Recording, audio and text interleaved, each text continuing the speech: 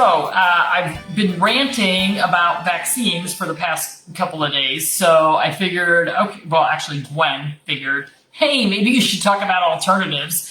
So I want to talk about titers, and that's really our only alternative. Well, no, we have a couple of alternatives, just don't vaccinate. But if the biggest problem that you have with vaccinating and not vaccinating is, will your veterinarian see your animal without a slew of vaccines on board? Will boarding, daycare, grooming, dog shows, travel, etc., wherever it is you want to go, whatever it is that you want to do with your pet, can you do that without this laundry list of vaccinations? And the answer is, it depends. Most municipalities, counties, and states in this country do require rabies vaccine, proof of rabies vaccine, and licensure, at least for dogs. Not all of them care about cats so much, so cat people, yay. So although some areas actually do license and check vaccine status on kitty cats as well. So if you live in a state where there are no exemptions, because for the rabies, and really legally from the government, state, and national, whatever standpoint, rabies is the only one they really care about. None of the others are mandated. So, how do you get around that? Well, sure, you can do a titer, which is great. That'll let you know whether your animal is protected, but government officials usually will not accept that as proof of vaccination for licensure. So you're stuck between a rock and a hard place. So what do?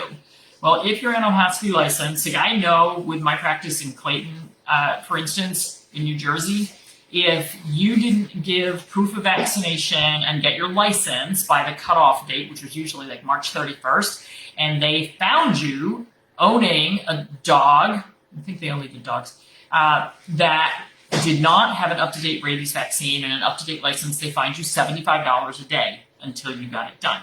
Now, 10 days, that's $750. So it adds up real fast. And we would, beginning of April every year, get a million phone calls from people with I need the rabies vaccine today. They're charging me $75 a day. And I'm like, well, you're about the 40th person that called today, so no.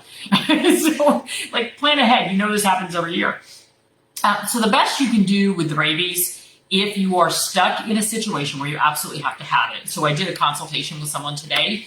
She is keeping her dog prepped and ready for mitral valve repair surgery in Japan if it should be needed. Well, in order to do that, she knows the dog has to have up-to-date rabies vaccinations and up-to-date rabies titers, even with the vaccinations, to prove that the dog is up to date. Otherwise, the dog can't get into the country. So she's vaccinating her dog. It's an older dog, but she has a very good reason why she's doing what she's doing. So like I've said all along, every case is individual. So with rabies, you have to look at what do you need to do with your animal and what is the rabies status where you live. There are some states where rabies is just not a big deal. There are other states, New Jersey was one of those, where rabies is a big deal. There's a lot of rabid animals every year. So you have to look at what your animal's exposure is. What are the risks involved with having them vaccinated or not vaccinated? If you have to get them vaccinated, please ask for a T-free, that's thimerosal-free, that's that preservative. Ask for it to be given as low as possible on the right hind leg. For kitty cats, they even talk about doing it in the tail. I never did that because cats come with a lot of weapons attached to them, and I don't think they would like being injected in the tail, so I never tried it. But as low as possible on the right hind leg. And you can ask them to give a lower dose. Good luck. 99.9% of the time, they're not going to do it because they can lose their license if they do it. And particularly if they document it, they're never going to document that. So you can ask for a lower dose. Good luck getting it. It is 1 ml, 1 cc of rabies vaccine, no matter what the size of your animal. A 2-pound Yorkie, a 120-pound, 180-pound Great Dane, going to be the same dose across the board. So that's just what the legalities are. And don't be mad at your veterinarian if they won't cut the corners because they need their license. And, without it, they are not able to work. So That is what it is. You can certainly lobby at your county and state level to have things changed. Some states actually are working on it. Delaware, they've done a really good job of working to get that changed. And I think Arizona, or one of the ones out west, is also working on it. But it's getting people that are in places of power to actually listen to, the reasoning behind what we're asking for. As far as the other vaccines, it really is what do you need to go and do, where and what you want to go and do. So, and lifestyle and what the risk of exposure is.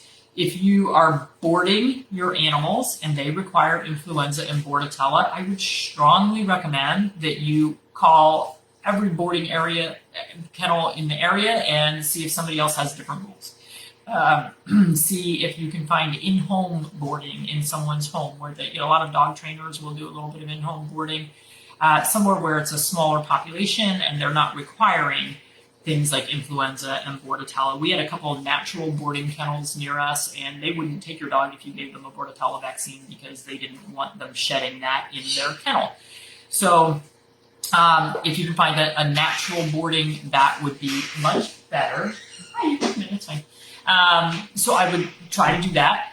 I don't recommend those vaccines. I've never given them to my own animals. The same with your groomer. Try to find a groomer who comes to your house, or a groomer that only has 1 or 2 animals in the building at a time, so that you don't have to jump through the hoops to have all those vaccines.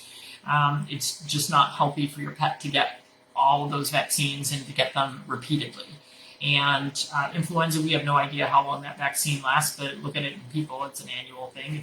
Right now, it's an annual thing for the dogs. Bordetella, I never gave the bordetella to kitty cats, and for dogs, it lasts 6 to 12 months. And if you are going to do that, I recommend the oral one, not the, certainly not the injectable. The horrible vaccine doesn't work. The intranasal is fine, but dogs hate it. So, and then as far as distemper, hepatitis, parvo, yes, you can have titers run on those. And they are not $500. An average reasonable price for a titer. And this is going to be in addition to your office visit. So if you're there for their annual visit, you're getting other stuff done, you're getting an exam, whatever, a well check, and you want to get the titer, it's a blood draw, and it's going to be sent out to a lab. Depending on which lab your veterinarian uses, the prices will vary. What I would recommend, because I have had people email me and say, the veterinarian wants $500 to do a titer. That's ridiculous. Yeah, it is ridiculous. Like, you should be able to get even, like, the rabies titer is more expensive. That goes to Kansas State University. And if you send it to, if your veterinarian sends it to the regular lab, like Antec or IDEX, guess what? They're turning around and sending it to Kansas. So ask your veterinarian to just send it directly to Kansas. Yes, they're going to have to set up an account. Big deal. You go online, fill out a form, you have an account. Easy to do. All of you can actually go to Kansas State University Diagnostic Laboratory, and you can actually download the forms with the prices that are charged for the titers. You can also go to Hemopet, which is Dr. Jean Dodd's lab. She also will run titers, so you can go on there and you can download the price sheet, and you can take it to your veterinarian and say, look, I know that Kansas State is only charging you $40 to do the distemper parvo titer on my dog. There also is a feline distemper titer. Didn't do them as much on cats because people don't take them places. They don't need proof. So you can go to your veterinarian with a piece of paper and say, look, sign up right here. Kansas State's only going to charge you $40. That's great. I expect you to put a markup on that. Even if you want to double it, we're up to $80. And now I got to put my office visit on there to get the blood draw. We're still not more than $125 here. That's reasonable.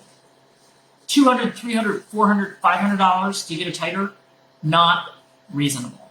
And like I said, there is a in-house titer kit called VacciCheck.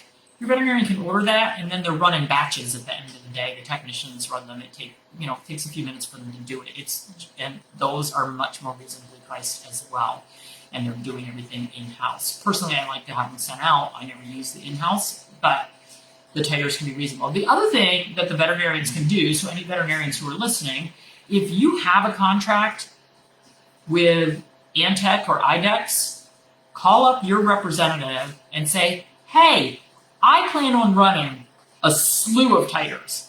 Give me a discount on the price. And they did.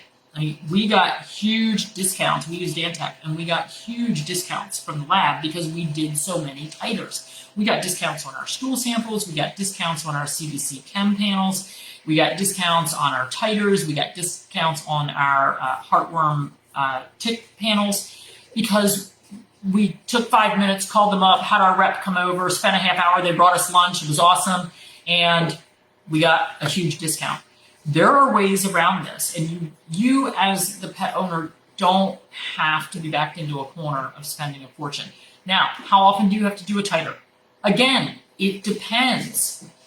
And it depends who you ask in the immunology circle. Some people say that once you have a positive titer, the antibodies are there. Doesn't matter if the test drops low, because once it's there, it means the body has memory cells, has humoral immunity, which is something we cannot measure. So they're good for life. The other thing is if a senior dog is exposed to parvo or distemper, they're much less likely to really get sick, a middle-aged senior dog, than a puppy. It's really these are really bigger issues in puppies because their immune system is not great. But do you need to do an annual titer? Not really, unless you need something to prove that your animal is protected so that they can go to boarding, daycare, grooming, dog shows, rallies, whatever it is that you're doing with them. And not all of them require proof of all of that, but I know that even when I was speaking at the pet expos, it said on their thing, well-behaved dogs on leashes, welcome to come, proof of vaccination for, a laundry list of things required. They never asked anybody to show that, but they had it on their list that you had to have all that. So, and the problem is we've got too many of the boarding, grooming, daycare, whatever facilities that are not up to speed, and they are saying that you have to have annual vaccinations for distemper, parvo, lepto, blah, blah, blah. And so they're part of the problem. So we need to be educating them as well. For those of you, I don't even bother doing titers on my dogs anymore. I did them when I had my own clinics just because it didn't cost me anything to do it. The lab was like, yeah, I'll do your dogs for free. Great, test them every year. But I don't titer them now. They don't go anywhere. They don't do anything. They're not exposed to anything. Doesn't matter. And they had positive titers at one point. I know they're good. And they don't have the exposure. So again, even with titers, there's not a one size fits all. You have to look at your individual situation and what you need to be able to do whatever it is you want to do with your pet. Kitty cats, it's a lot easier. Unless you have show cats, and if you're going to cat shows, maybe I've gone to cat shows, but I've never looked at what's required to bring my cat to one. So I don't know what they require. But certainly it would not make any sense at all for them to require a feline leukemia vaccine. Your cat shouldn't be exchanging spit and urine with other cats at the cat show. They might require a proof of a negative leukemia test. That makes sense. But, probably they require a rabies vaccine. I would think maybe they're requiring a distemper vaccine. But you could get a titer for that. And you could get a titer for rabies. And, if you have an indoor cat, we have 3 indoor cats, they never go anywhere. They rarely go out. One of them never goes outside. She doesn't want to. And the other, one goes to the patio and then runs back in. And I have one who wanders around the backyard. So why would I give them a bunch of vaccines every year when their exposure is next to nothing? And cats are much more likely to make tumors from vaccines. So I'm not going to do it. So really look at what you need for what you're doing with your animal, what their lifestyle is, where you live, what's required, and then do titers where you can if you need them for proof to do whatever. And the problem is that some of the boarding, daycare, grooming, whatever won't accept titers. We've got to educate them. You are going to have to help be part of that movement to educate them. So I sat next to at the Women in the Pet Industry event, the awards event. I was sitting next to a woman who was up for an award because she had these huge boarding grooming daycare facilities in New York City. And, she asked me who I was and what I did, and I told her, and I asked her what she was and what she did, and she told me, and I said, oh, wow. I said, so do you require, what vaccines do you require for dogs to come to your facility? And she said, oh, it's the law of the city. And then she listed a list as long as my arm. Now, I don't know what the laws are in New York City, but I can't imagine that their law is that you have to give 15 different vaccines to take your dog to daycare. I can't imagine. Maybe I'm wrong. I don't know. If there's somebody on here from UK, you can let me know. Or from New York City, you can let me know. Somebody just posted something about the UK, and I think the UK requires lepto. That's crazy. Acid drug. Yeah, it's not 4 ounces, 4 mLs of blood. Yeah, it's 4 mLs. You don't even need 4 mLs. You can get it with 2 or 3. So, anyway, that's the deal. Titers. Don't spend $500 on a titer. Rabies titers for export. Rabies titers for going overseas where they want an endpoint titer. It's a much more complicated test. That's going to be your most expensive one. But even that shouldn't be over $250-ish. But if you look on the Kansas site, Kansas State University Veterinary Diagnostic Lab, you can see what they're charging. That's what your veterinarian is getting charged. And if they're sending out to their lab, who is then turning around and sending it to Kansas, you're paying 2 middlemen. You're paying the veterinarian and the first lab to get something from the second lab. So, be smart, be a smart shopper, and say, hey, I know what the deal is here. It's, your lab is sending it to that lab. Can you just send it directly to that lab? Let's skip the middleman. You can make more money, and I can save money. Yay! Everybody's happy. Okay. All right. I will have to go back later and read. You think Bordetella is required in New York City? That came from Lori Koger. Yeah, and maybe New York City is crazy. I looked at the woman and I said, you and I have nothing in common, and I'm never bringing my dogs to New York City. That was just that. That was my answer. And, those are the decisions you have to make. If that's what it took. Like, let's say you were taking a weekend trip to New York City, went to take your dog with you, and you were going to have to drop them off at a boarding or daycare facility, and they required a laundry list of vaccines in order for your dog to spend the weekend. Would you do it? I wouldn't. I'd find a pet sitter. Or I wouldn't go. But anyway, that's me.